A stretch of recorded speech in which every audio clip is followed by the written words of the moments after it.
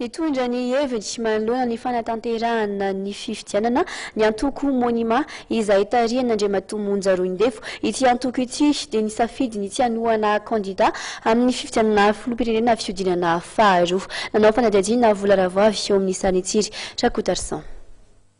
Tsy hanoana kandida amin'ny fifidianana filoham-pirenena ny antoko monima izay tarihan'Andriamatoa Monja Roindefo. Ity antoko ity izay mametraka amin'ny pombazy ny fisafidianana ny olona tokony hofidiana amin'ny fifidianana filoham-pirenena fiodinana faharoa. Monima moa sy ny tenako kandida Monja Roindefo dia nanapa-kevitra ny tsy hanoana nizaniza amin'ny fiodinana faharoa. Ny antony moa zany dia resy lahatra izahay fa tsy nadio mangarara iny fifidianana izay natao iny ary tsy mitaratra koa ny safidy demokratika ny vahoaka malagasy.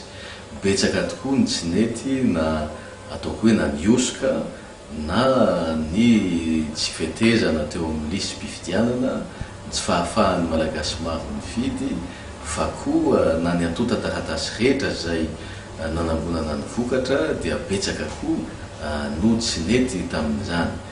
Na izany aza nefany dia apetrakay amin'ny feo ny firetrereta ny vahoaka malagasy sy ireo zay nifidy anay ka voaisa ny vatony, na ireo zay tsy afa nifidy na ireo zay afa nifidy fa nangalarana koa ny vatony, dia apetrakay amin'ny feo ny firetrretan'izy ireo ny adidy tokony ho tontosaina eto amin'ny firenena.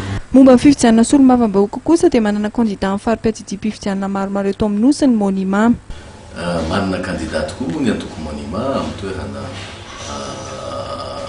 maromaro eto amin'ny firenena ary ao anatin'izany dia napetrakay koa satria raha mahita ny zavatra nitranga tamin'ny fifidianana fiodinana voalohany tamin'iny filoham-pirenena iny, ka tsy dia misy zavatra antenaina iova firy zany amin'ny fiodinana faharoa sy ny fifidianana solombavambahoaka, ka dia apetrakay amin'ny vahoaka malagasy amin'ireo kandida ireo amin'ny fahatsapany sy ny feo ny firetrretany ihany koa ny zavatra tokony ho ataony.